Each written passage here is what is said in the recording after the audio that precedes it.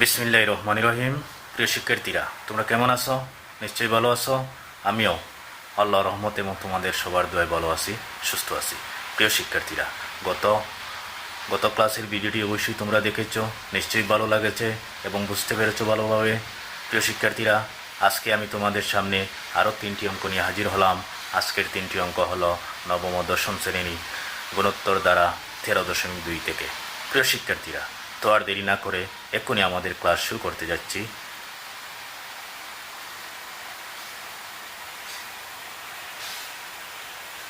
আজকের ক্লাসে তোমাদের সবাইকে জানাই স্বাগতম।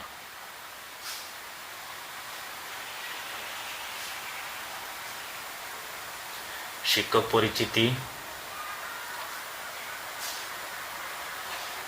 আমি Mohammad Dumiya Tanvir, MSc BEd, senior শিক্ষক গণিত, কানিয়াটি বহুমুখী উচ্চ বিদ্যালয়, কুলাউড়া, মৌলভীবাজার।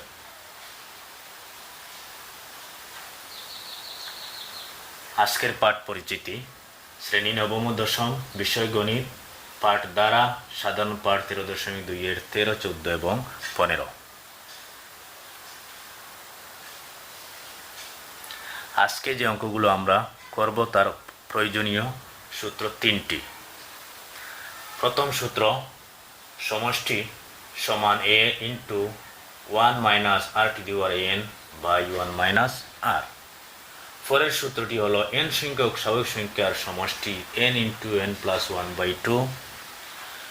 এর পরের সূত্রটি হলো n সংখ্যক স্বাভাবিক সংখ্যার বর্গের সমষ্টি n into n plus 1 into 2n plus 1 by 6। এই সূত্র 3টি ব্যবহার করে আজকের আমরা অঙ্ক করব।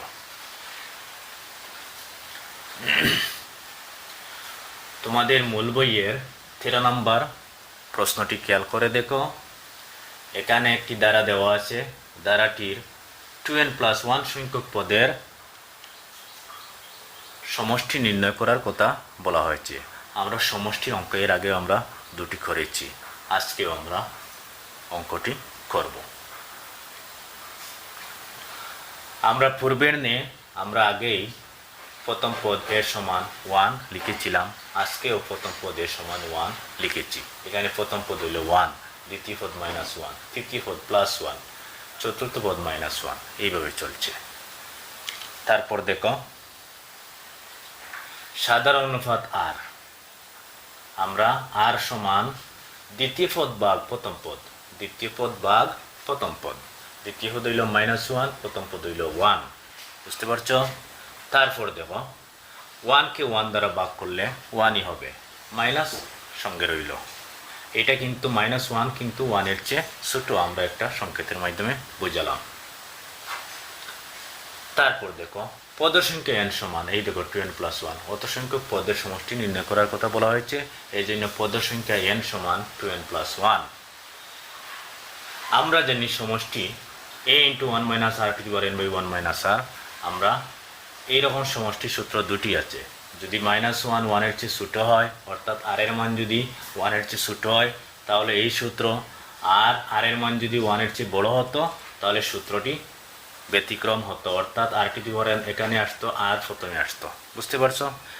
তো যেহেতু আজকে r 1 এর চেয়ে ছোট, -1 মানে 1 এর চেয়ে ছোট, এই জন্য আমরা আজকে এই সূত্রটি ব্যবহার করব।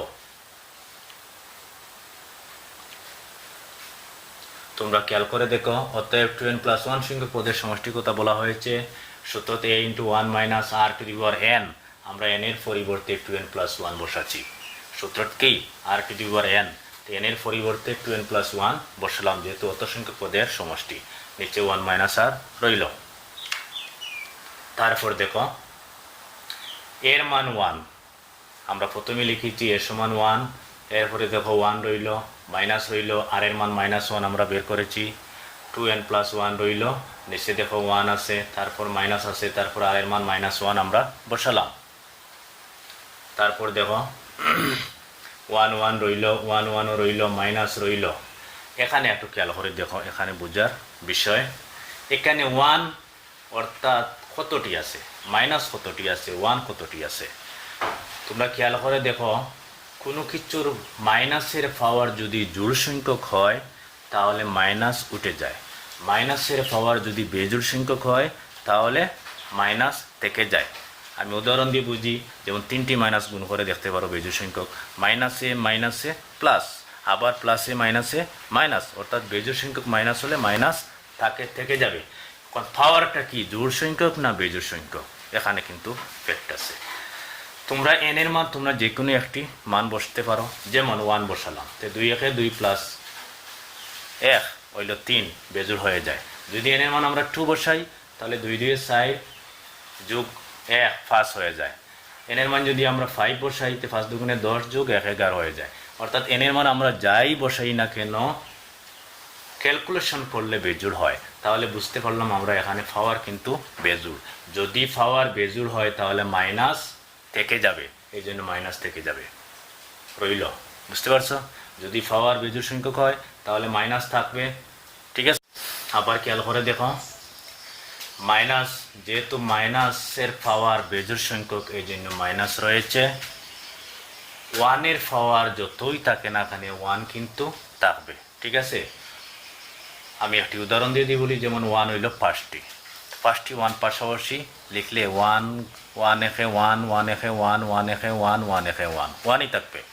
তাহলে এখানে 1-এর পাওয়ার যতই হয় না কেন 1 থাকবে। বুঝতে পারছো? তারপর দেখো নিচে 1 রইল, মাইনাসে মাইনাসে প্লাস 1। হ্যাঁ দেখো এখানে হইল 1 রয়েছে, মাইনাসে মাইনাসে প্লাস 1। ঠিক আছে, নিচে 1 যোগ 1 2। তারপর দেখো 1 আর 1 যোগ করলে 2, 2 একে 2, নিচের 2 রইল, 2কে 2 দ্বারা ভাগ করলে 1। এই 13 নম্বরের আনসার। আমরা 14 নম্বর অঙ্ক শুরু করি। 14 নম্বর খেয়াল করে দেখো, এই ধারাটির 10টি পদের সমষ্টি বের করতে হবে। আমরা সমষ্টির অঙ্ক এর আগে অনেক করেছি, কিন্তু এটা ব্যতিক্রম, লগ দিয়ে দেওয়া। খেয়াল করে দেখো, আমরা এই ধারাটি আমরা এখানে লিখলাম কয়টি পদ পর্যন্ত? 10টি পদ পর্যন্ত। লগ সমান লগ 2 রইল, আর এই 4কে 2 স্কোয়ার করছি, এই 8কে 2 পাওয়ার 3 করছি, বাকি রইল। তারপর দেখো এটা লগ 2, আমরা সূচক লগারিদমের পাঠে অর্থাৎ তোমাদের বীজগণিত চতুর্থ অধ্যায়ে আমরা শিখেছি, লগের পরে কোনো কিছু পাওয়ার থাকলে এটা সামনে আসে, লগের পরের সংখ্যাটির পাওয়ার সামনে আসে। এখানে পাওয়ার আছে 2, এটা সামনে আসছে। ঠিক আছে, লগ সূত্রটি হলো log m two the power r, log m two the power r, অর্থাৎ rটি পরের সামনে আসে, এই সূত্রটি। হ্যাঁ, তাহলে 2টা সামনে আসলো, লগ 2, এখানে 3 পাওয়ার সামনে আসলো, রইল লগ 2। একইভাবে আমরা এটা লগ 2, এটা 2 লগ 2, এটা 3 লগ 2 আমরা দ্বারাটি পেয়ে গেছি। তাহলে একটা লগ 2, 2টা লগ 2, 3টা লগ 2, এইভাবে যেতে যেতে কয়টি লগ 2 পর্যন্ত যাবে? 10টি লগ 2 পর্যন্ত। আমরা যেহেতু দ্বারা বুঝে নিছি এই জন্য আমরা +10 লগ 2 পর্যন্ত লিখলাম, তখন আর বাংলা ভাষা না লিখলেই চলবে।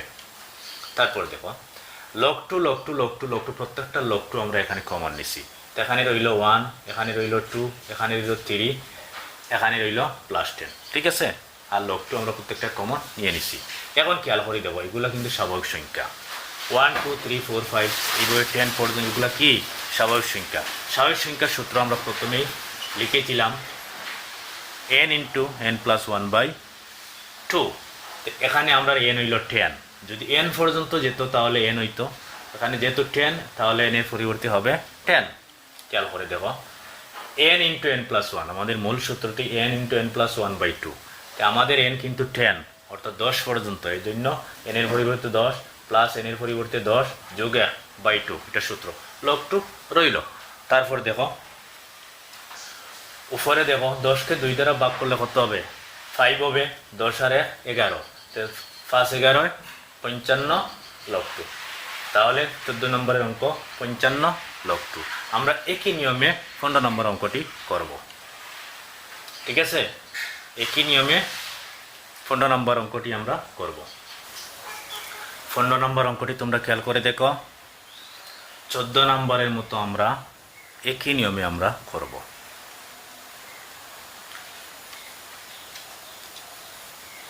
15 নম্বরের ডাকটি এই পর্যন্ত দেওয়া আছে, কয়টি পদ পর্যন্ত? 12টি পদ পর্যন্ত।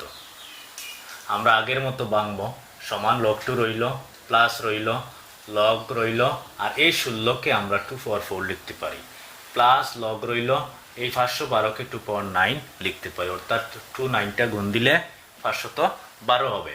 এইভাবে 12টি পদ পর্যন্ত আমরা লিখলাম।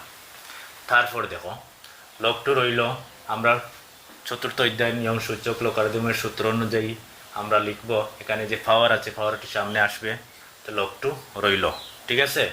2 পাওয়ার 4টা পাওয়ার কোথায় আসবে? সামনে আসবে, তো লগ টু রইল। এখানে পাওয়ার কত? 9, 9 সামনে আসবে, লগ টু রইল। একইভাবে 12টি পদ। তারপরে দেখো আমরা কিন্তু এখানে লগ টু রইল, 4কে 2 স্কোয়ার লিখতে পারি, লগ টু রইল। 9কে 3 স্কোয়ার লিখতে পারি, লগ টু রইল। একইভাবে একটু খেয়াল করি দেখো, এখানে আমরা মনে মনে 1 স্কোয়ার বলতে পারি। যদি এখানে 1 স্কোয়ার বলি তো 2 স্কোয়ার, 3 স্কোয়ার। তো এইভাবে 1 স্কোয়ার, 2 স্কোয়ার, 3 স্কোয়ার যেতে যেতে কত পর্যন্ত যাবে? 12টি পদ, মানে 12 স্কোয়ার পর্যন্ত যেতে হবে। Log two log two log two, এই জন্য লগ টু আমরা লিখবো। যখন আমরা ধারাটা বুঝে নিব তখন এই বাংলা ভাষা লেখার প্রয়োজন নেই। তারপরে দেখো প্রত্যেকটা লগ টু আমরা কমন নিছি, তাহলে এখানে রইল 1 স্কোয়ার। এই যে মনে মনে যেটা বলছিলাম 1 স্কোয়ার, অর্থাৎ লগ টুর স্কোয়ার সহগ হইল 1, 1কে 1 স্কোয়ার দিলে কোনো সমস্যা নেই। তারপরে প্লাস 2 স্কোয়ার, তারপর প্লাস 3 স্কোয়ার, এখানে রইল প্লাস 12 স্কোয়ার পর্যন্ত, ঠিক আছে। তো এইটা হইল স্বাভাবিক সংখ্যার বর্গের সমষ্টি। প্রত্যেকটা স্কোয়ার আছে মানে কি বোঝায়? বর্গের সূত্র বোঝায়, অর্থাৎ 1 স্কোয়ার, 2 স্কোয়ার, 3 স্কোয়ার। আমরা যদি স্কোয়ার থাকে প্রত্যেকটার, তাহলে আমরা n সংখ্যক স্বাভাবিক সংখ্যার বর্গের সূত্রটি আমরা ব্যবহার করব। তাহলে বর্গের n সূত্রটি হলো n into n plus 1 into 2n plus 1/6, এই সূত্রটি আমরা ব্যবহার করব। তো n into n plus 1 into 2n plus 1/6, n মানে এখানে 12, n মানে কত? 12, 12। তাহলে n এর পরিবর্তে আমরা 12 বসালাম, এরপরে n প্লাস 1 মানে 12 প্লাস 1, 2 প্লাস n মানে 2 প্লাস 2 গুণ n মানে 2 গুণ 12, n মানেই 12 প্লাস 1/6, বুঝতে পারছো? n এর পরিবর্তে 12 বসবে। আমি মূল সূত্রটি বলছি, n into n plus 1 into 2n plus 1/6। যেখানে আমরা n, সেখানে আমাদের 12 হবে, কারণ এখানে 12 পর্যন্ত, বোঝা গেছে? তারপর দেখো নিচর 6 রইল, 12 রইল, 12 আর 1 13, 12 দুগুণা 24 আর 1 25, বুঝতে পারছো?